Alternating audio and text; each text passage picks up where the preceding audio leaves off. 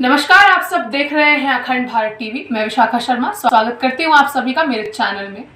आइए देखते हैं इस वक्त की कुछ खास खबरें। नोएडा सेक्टर 15A में श्री कृष्ण मां जलपा भवानी गौशाला में बियॉन्ड ट्री नवीन प्रतिष्ठान उद्घाटन समारोह का आयोजन किया गया। गौशाला में हमारी मुलाकात स्वामी संतोष देव ये कहा गया है गायो विश्वस्य मातरम। जी जरा बोलें दो शब्द।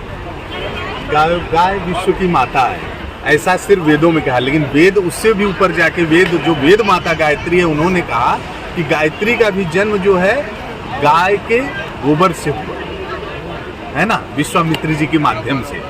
तो अब ये समझिए कि जो महागायत्री को जन्म देने वाली गायत्री है और जिससे वेद चारों निकले हैं, वेद माता गायत्री कहते हैं। तो इसलिए ये पूरे विश्व की नहीं, ये त्रिलोक की जननी है। जैसे समुद्र मंथन में 5 गाय निकली थी, उन 5 में कामधेनु नंदिनी अथ प्रयानाम अधिप प्रभाते जाया प्रतिग्रा हित गंध माल्याम निषेदुसीमा संबंधीर जलाभिलाषी जलमा ददानाम छाये तांबो पतिरन्नो गच्छत। इसका मतलब है रघुवंश महाकाव्य एक महाकवि कालिदास जी ने लिखा है, जिसके 42 सर्ग हैं। उसमें ये दिखाया कि राजा दलीप चक्रवर्ती सम्राट थे, जिनके आज हम राम राज्य की कल्पना जिनके द्वारा करते हैं, उन्हीं के परदादा आजा परदादा लगेंगे वो। तो रघु के भी दादा थे, रघु के पिता थे और राम के दादा परदादा।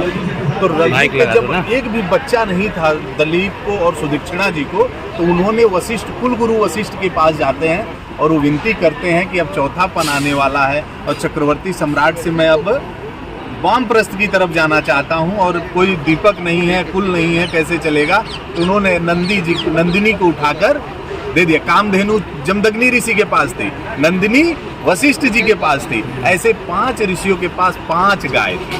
तो नंदिनी को उठा के वशिष्ठ जी ने सौंप दिया और बोला, इसको कभी बंधन में मत रखना, इसको कभी अपने अनुकूल मत करना, इसके अनुकूल तुम्हें चलना है राजा। तो राजा चक्रवर्ती सम्राट को जब ये निर्देश कुल गुरु देते हैं, तो उन्होंने लिखा स्थितः स्थितामु चलितः प्रयाताम निषेध सीमा संबंधी दर। पूरे दिन दोपहरिया में जंगल पति पत्नी दोनों गाय के पीछे कैसे चल रहे हैं, स्थितः स्थितामु चलितः प्रयाता। जब वो चल रही है तो वो चल रहे हैं, जब वो रुक रही है तो चक्रवर्ती सम्राट रुक रहे हैं, और पति पत्नी दोनों ये कार्य कर रहे हैं। बंधन नहीं देना है, उसका दूध नहीं दूना है, उसको चारा उसके मन माफिक खिलाना है, जबरदस्ती कुछ नहीं खिलाना है, मतलब अपने पिता माँ बाप से भी ऊपर उसको मानना है। तो ऐसी जब चक्रवर्ती जिसके राज्य, जिसके देश में, जिसके हम ऋणी हैं, वहाँ रह रहे हैं और उन्होंने इनकी सेवा की है, वशिष्ठ जी ने की है, जमदग्नि जी ने की, भगवान परशुराम ने इनके लिए कई लाख लोगों को हम मार डाला था। आप अगर उनका केवल गाय के लिए ही सारी लड़ाई थी। और जो हम 1947 से 1857 की भी लड़ाई हमारे पूर्वज जो कलयुग में लड़े हैं, वो भी गाय माँ के लिए ही लड़े हैं। मंगल पांडे जी को ले लीजिए, झांसी रानी को ले लीजिए, वहाँ से लड़ते हुए बाल गंगाधर तिलक तक ये बात थी। और वो आप सब जानते हैं, स्वयं सेवक न कह के सभी राष्ट्रभक्त सभी लोग जानते हैं, स्वयं सेवक तो जानता ही जानता है, इसके अलावा भी सब जानते हैं कि लोगों ने, नेहरू जी ने जब ये कहा था कि आप अगर देश की आज़ादी करा देते हैं तो हम गौ हत्या कलम के नोक से,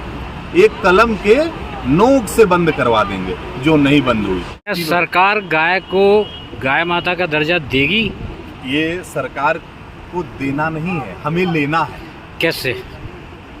सहयोग से, सबके आंदोलन से लेंगे। हम बच्चों को भी बोलते हैं कि गाय माता है, गाय माता है, मोर को पक्षी का दर्जा मिल गया, लेकिन सरकार हमें क्यों नहीं दे रही है? अब तो बीजेपी की सरकार है तो देना चाहिए ना गाय को। इतने आंदोलन चल रहे हैं, इतने वो चल रहे हैं, आखिरकार संतों की भी इसमें क्या भूमिका रहेगी? संतों की भूमिका हमेशा से रही है। इसके ज्वलंत उदाहरण स्वामी करपात्री जी महाराज हैं, जिनका 1966 और 67 का आपने अगर आंदोलन देखा होगा तो सबसे ज़्यादा गौ भक्त मारे गए थे। उससे बड़ा आज तक आंदोलन नहीं हुआ। तो इसलिए संतों का क्या योगदान है या क्या रहेगा, ये भाव आप खुद समझते होंगे कि हम सब जो है उसके लिए न्यौछावर हैं, बलिदानी हैं। जिस दिन जरूरत पड़ेगी माँ भगवती की, माँ नंदिनी को, उस दिन राष्ट्र से ही नहीं, जिस मर्जी से लड़ना होगा लड़ेंगे। हम अभी एक सूत्र में सबको पिरोने और बांधने का कार्य कर रहे हैं, जन जागृति लाने की कोशिश कर रहे हैं कि सरकार हमारी बातों को सुन ले, समझ ले। और अभी जगत गुरु जी के रामभद्राचार्य जी के उत्तराधिकारी पहुंच रहे हैं, उनके सेवा में हम सबको तटस्थ होना चाहिए। जय गौ माता। वंदे गौ माता। ऐसी ही तमाम भक्तिमय खबरों को सुनने के लिए बने रहिए अखंड भारत टीवी के साथ। हमारे चैनल को लाइक कीजिए, शेयर कीजिए।